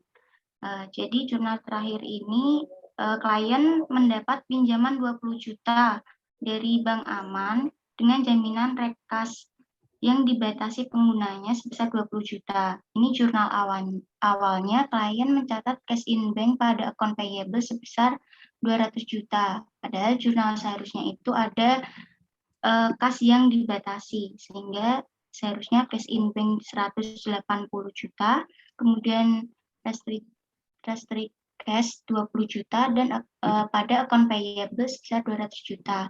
Kemudian maka harus dilakukan jurnal koreksi sebesar 20 juta, restrict cash pada cash in bank. Selanjutnya untuk schedule pendukung akan dijelaskan kembali oleh rekan saya, Taskia. Baik, untuk schedule pendukung, di sini ada keterangan dari Bank Aman, Bank Sentosa, Bank Sejahtera, dan tadi kita ada akun baru yaitu restricted cash. Untuk saldo per klien di halaman awal disebutkan Bank Aman 20 juta, Bank Sentosa 30.584.000, Bank Sejahtera 20 juta. Untuk jurnal perbaikannya tadi untuk Bank Aman kita reklasifikasi karena dia kasnya dibatasi penggunaannya. Jadi tidak masuk ke kas di Bank Aman lagi, masuknya ke restricted cash. Kemudian untuk Bank Sentosa terdapat penambahan sebesar 30.400.000 dari account receivable yang sudah terkolek tapi belum dicatat. Kemudian ada pengurangan 4.416.000 dari NSF dan biaya administrasi. Jadi saldo per auditnya 58.568.000. Kemudian untuk Bank Sejahtera, saldo per kliennya 20 juta dan saldo per auditnya 2.000 USD dikali dengan 10.000 rupiah per USD. Didapatkan 20 juta. Kemudian untuk restricted cash awalnya 0, kemudian ada reklasifikasi dari Bank Aman, jadi saldo per auditnya 20 juta. Untuk nilai buku kas dan bank, kita jumlahkan dari akun-akun yang di bank. 20 juta, 32 juta sekian, dan 20 juta. Didapatkan 70.584 dan saldo per audit 58.568.000 ditambah dengan 20 juta. Dihasilkan 78.568.000. Kesimpulannya, terdapat reklasifikasi pada bank aman ke kas yang dibatasi penggunaannya sebesar 20 juta. Juga klien belum mencatat pelunasan piutang yang dikolek oleh Bank Sentosa sebesar 30.400.000. Kemudian klien belum membebankan biaya bank sebesar 216.000 dan terdapat penolakan cek karena saldonya tidak mencukupi sebesar 42 juta. Atas kesalahan yang terjadi, auditor telah mengusulkan jurnal koreksi pada lampiran jurnal koreksi yang tadi sudah disampaikan.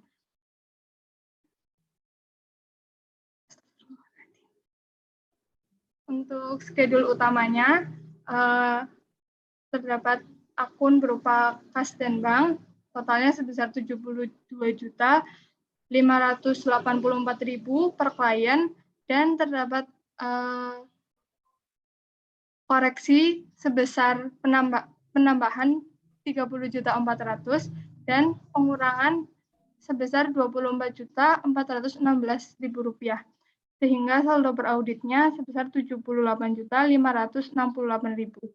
Kemudian ada akun baru restricted cash pada 31 Desember 2019 awalnya tidak ada, kemudian di jurnal koreksi ada reklasifikasi sehingga saldo berauditnya 20 juta. Untuk nilai bukunya per klien 72.584.000 dan saldo berauditnya 78.568.000. Kesimpulan, setelah dilakukan prosedur audit akun kas dan bank bertambah sebesar 30.400.000. Selain itu juga berkurang sebesar 24.416.000 rupiah dan perlu direklasifikasi dari kas dan bank menjadi restricted cash yang mana dia merupakan aset tidak lancar sebesar 20 juta.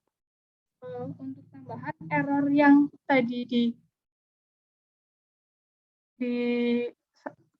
soal ini belum jelas. Ini errornya kesalahannya dia mengurangi atau dia terlalu banyak membebankan atau terlalu sedikit membebankan. Dan kami mengasumsikan bahwa pembebanannya berlebih. Jadi di saldo di rekonsiliasi ini perlu ditambahkan lagi berupa error tadi 15.200.000 untuk menambah saldo per bank. Begitu. Sekian dari kelompok kami, kurang lebihnya mohon maaf. Wassalamualaikum warahmatullahi wabarakatuh. Waalaikumsalam warahmatullahi wabarakatuh. Terima kasih kelompok penyaji. Sebelum kita bahas, sebentar ya, di tempat saya ada azan, nanti saya itu lagi.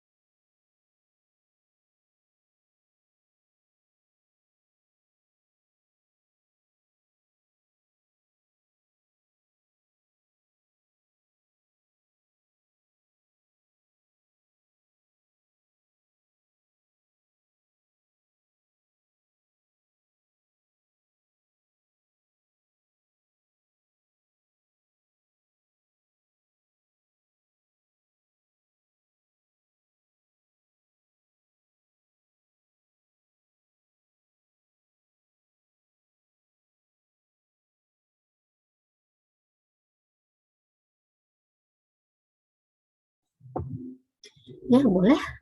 Boleh di-share screen lagi. Dari identifikasi prosedur yang sudah dilakukan.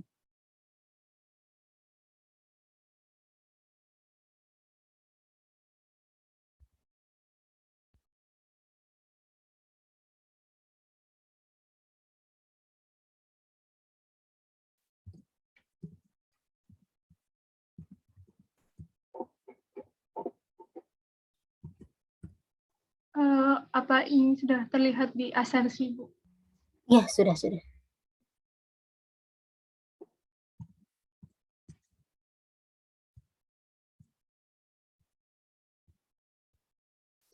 Coba next-nya yang sudah dilakukan 3 ini apa ada lagi? Sudah Bu, 3 aja. Yang next-nya yang belum dilakukan.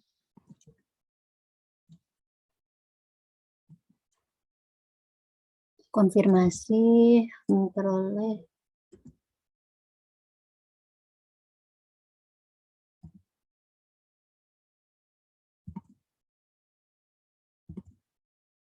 Oh, ini berarti dua prosedur ya. Yang pertama kan memperoleh fotokopi ringan koran ya, sama mencocokkan ke pembukuan atau buku besar dimasukkan ke yang nomor 2 ya.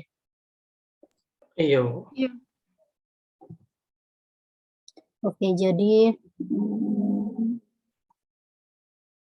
bisa sistem bisa kompleks. Oke, terus vouching. Ya, next. Kalau vouching biasanya dia untuk apa ya, current sama kurasi. Next.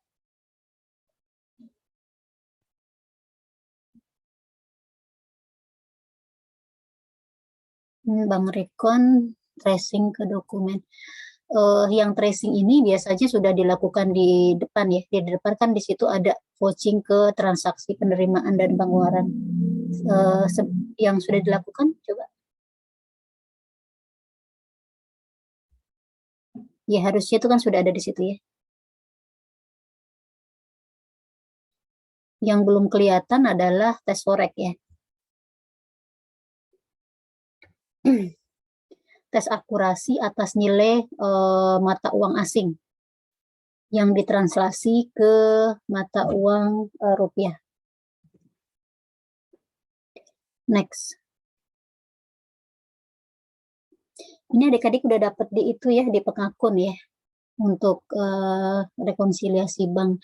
Dan ini dari tahun ke tahun case biasanya sih Bang Rekon. Jadi adik-adik mesti pelajarin lagi ya. Beginning balance per bank, per book, oke. Terus yang saldo yang jadi penambah berarti setoran dalam perjalanan ya, dua-duanya dimasukkan. Berarti 10 sama 11. Terus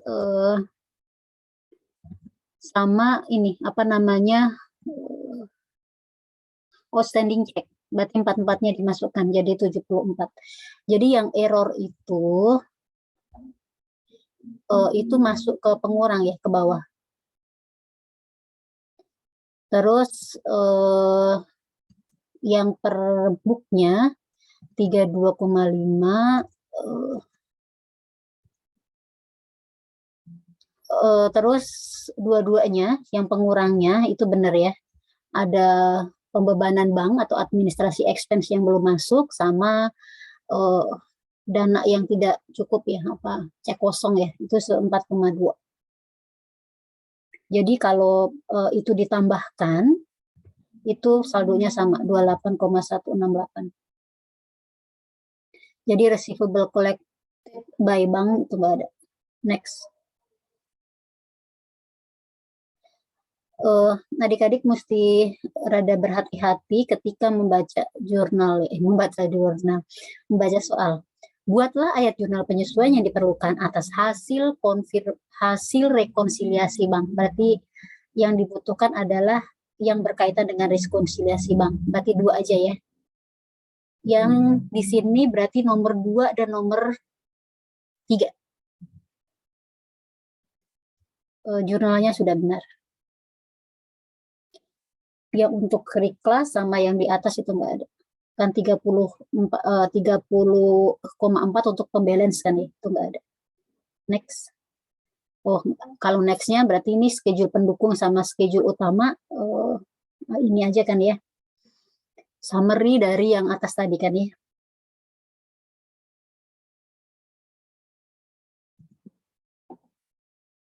Jadi nanti adik-adik yang perlu dikonsider adalah rekonsiliasi bank ini muncul terus. Jadi adik-adik jangan sampai salah ya. mana yang jadi pengurang bank, penambah bank, pengurang si perusahaan. Mungkin itu kita berikan aplaus ke kelompok penyaji. Oh ya, sebelum itu saya ada pertanyaan untuk adik-adik semua.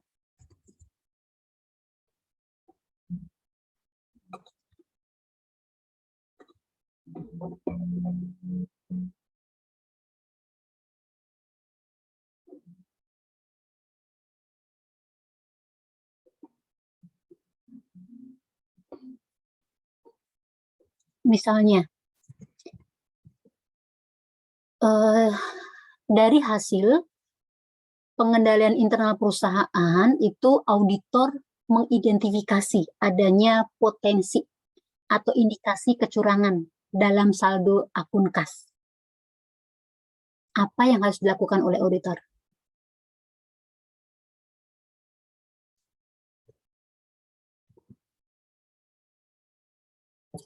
Ketika hasil internal kontrol, pengujian internal kontrol itu auditor menemukan atau mengindikasikan adanya potensi kecurangan untuk saldo ini, apa yang harus dilakukan oleh auditor?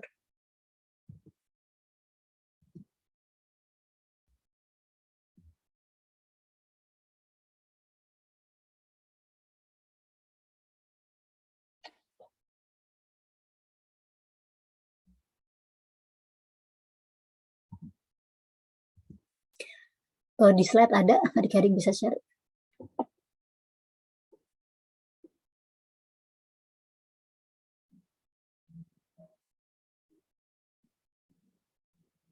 Karena nanti mungkin ada multiple choice, jadi adik-adik tidak boleh belajarnya hanya case-case saja. Kalau case-case berarti dia ada beberapa case gitu ya, tapi dikhawatirkan nanti ada essay singkat atau multiple choice, adik-adik harus pelajaran juga. Berarti ketika auditor sudah mengidentifikasi adanya kecurangan atas saldo kas, maka auditor harus memperluas prosedurnya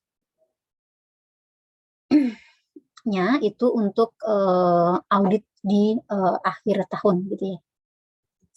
Untuk menentukan apakah kecurangan yang terjadi itu material atau tidak.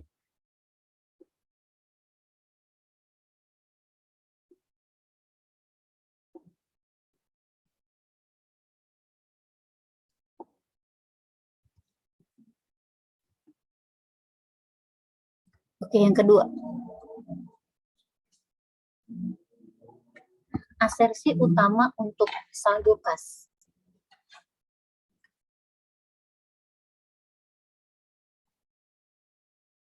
Ada yang ingat tadi?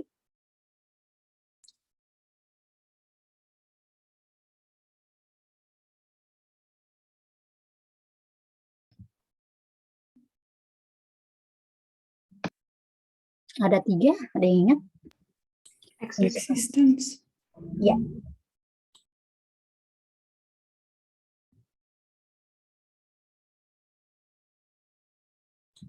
Completeness. Ya. Satu lagi?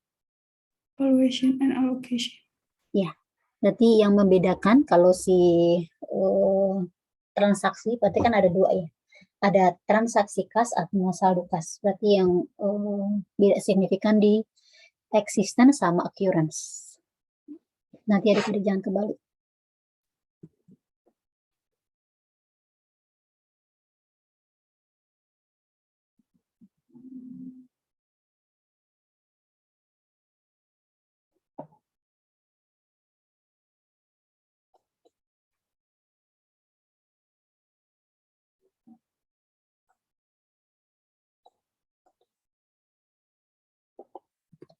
Oke, ini karena rada panjang, saya akan sharing di chat ya.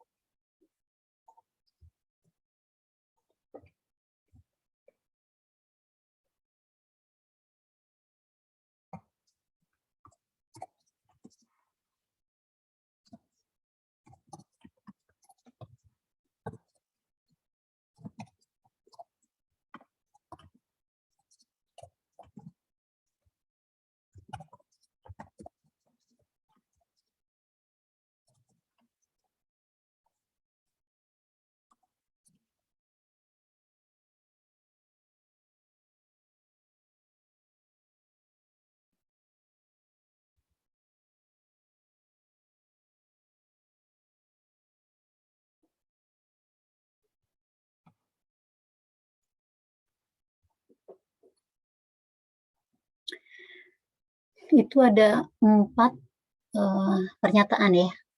Ada cek kelengkapan bukti, ke tanggal cek, ke pembayaran cek, ke jumlah saldo, ada rekonsiliasi, ada memeriksa tanda tangan, otorisasi, pembatalan, sama ada menindaklanjuti cek yang beredar. Dari keempat pernyataan tersebut, itu mana yang benar terkait dengan pengendalian internal perusahaan untuk akun ini? 1, 2, 3 benar. 1, 3 benar, 3, 4 benar, 2, 4 benar atau semuanya benar?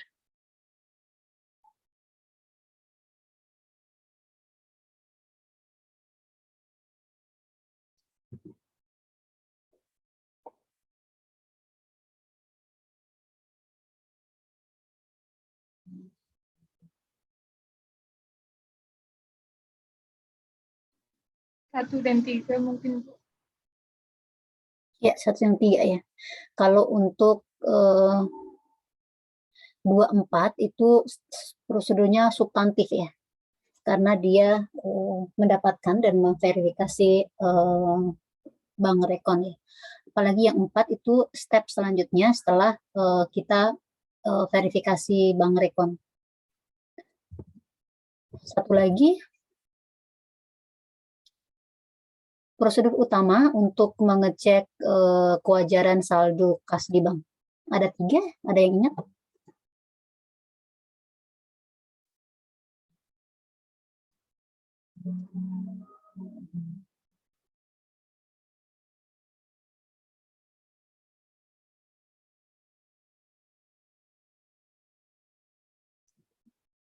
Nanti mungkin pertemuan besok kita akan gunakan bahas kuis.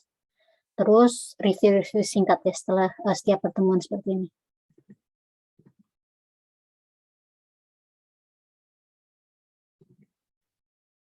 Ada di slide? Ada yang ingat? Yang konfirmasi ke bank itu, Bu. Yes. Konfirmasi, cut off, sama bank rekon ya. Iya. Mungkin itu deh pembahasan kita untuk hari ini. Pertemuan terakhir besok kita akan gunakan untuk ini ya, apa namanya, diskusi, pembahasan kuis, terus review materi ya. Paling tidak buat adik-adik bekal untuk UAS. Terkait dengan apakah nanti untuk pertemuan terakhir itu terkait dengan reporting ya. Itu ada quiz atau tidak nanti akan dikonfirmasi kembali ya.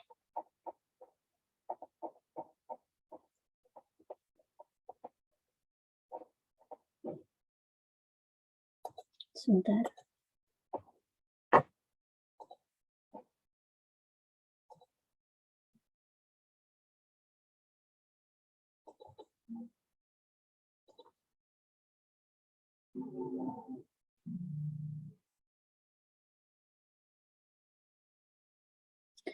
Oh, kalaupun ada case nanti ada beberapa itu ya, beberapa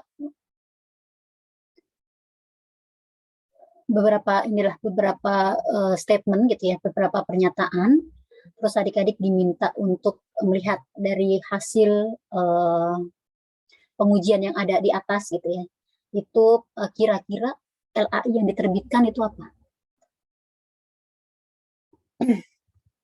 Wajar tanpa modifikasian atau yang lain gitu ya. Kalau dia wajar tanpa modifikasian gitu ya, apakah nanti diperlukan tambahan paragraf penjelas atau penekanan pada suatu hal? Nanti tergantung case-nya. Misalnya kalau kayak ada penekanan suatu hal itu kayak ada isu going concern gitu ya, tergantung nanti di apa namanya, case-nya itu ada atau tidak. Tapi nanti coba saya konfirmasi lagi ya untuk pertemuan terakhir kita itu terkait dengan reporting atau penyelesaian audit itu case atau tidak. Mungkin itu pertemuan kita pada pagi hari ini, siang ya, pada siang hari ini. Adik-adik silahkan itu ya, paling tidak mereview kembali materi kita, nanti kita akan pertemuan ke depan Kita akan bahas kuis, kita akan review materi-materi seperti ini. Oh iya, sebentar, saya ada pertanyaan, saya lupa jawab ya.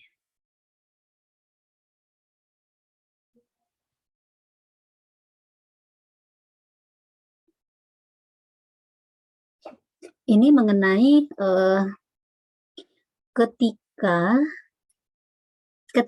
dalam suatu audit, ketika audit berjalan, itu timeline-nya itu tanggal 1 Desember sampai 31 Maret, namun auditornya itu bisa menyelesaikan prosedur auditnya secara cepat gitu ya. Dan sudah ada exit meeting. Nah, karena timeline-nya itu 31 Maret, tetapi dia sudah melakukan exit meeting di 15 Maret. Tapi setelah tanggal 15 Maret, setelah exit meeting itu ada hal yang perlu dilakukan pengujian lagi gitu ya. Itu apakah masih bisa dilakukan gitu ya. Based on praktek, selama LAI atau laporan auditor independennya belum rilis, itu bisa. Gitu. Mengenai teknisnya, itu kan berarti kalau sudah exit meeting, semua adjustment-nya sudah dimasukkan ke laporan keuangan. Dan habis itu mereka akan mulai reporting menyusun ke angka-angka di laporan keuangan sama CALK-nya gitu ya. Yang rada sedikit sulit gitu ya, itu mengkomunikasikan ke klien bahwa masih ada isu gitu ya yang mesti ditindaklanjutin gitu ya. Biasanya sih kalau ada pending isu gitu ya, itu belum dilakukan exit meeting. Tetapi kalau kita lihat, kalau memang ada suatu hal gitu ya yang membutuhkan verifikasi lagi sebelum LAI-nya rilis, itu bisa. Terus satu lagi, sebentar ya. Maaf ya adik-adik, kemarin saya nggak sempat baca WA-nya.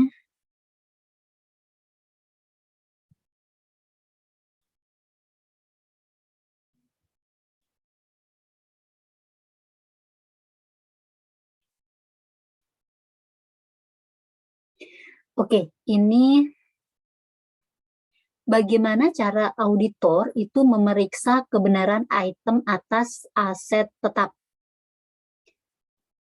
untuk yang digunakan untuk jaminan atau jaminan atas kredit bank. Jadi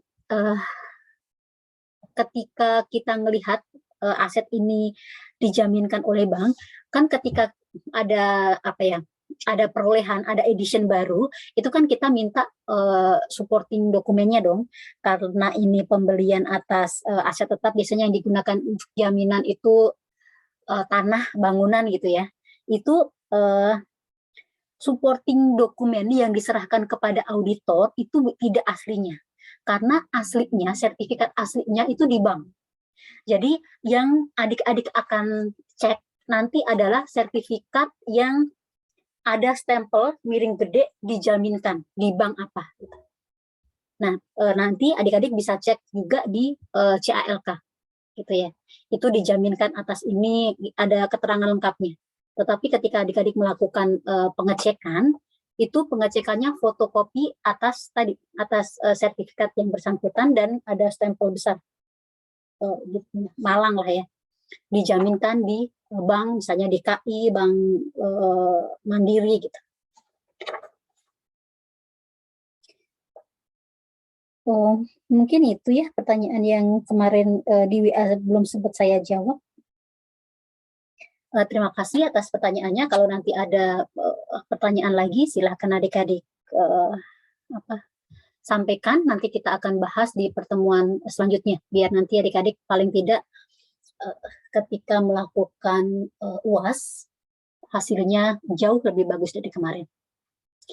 Mungkin itu, sekian pertemuan kita. Semangat untuk belajar. Sehat selalu. Assalamualaikum warahmatullahi wabarakatuh. Waalaikumsalam warahmatullahi wabarakatuh. Terima kasih, Bu. Terima kasih. Terima kasih, Bu.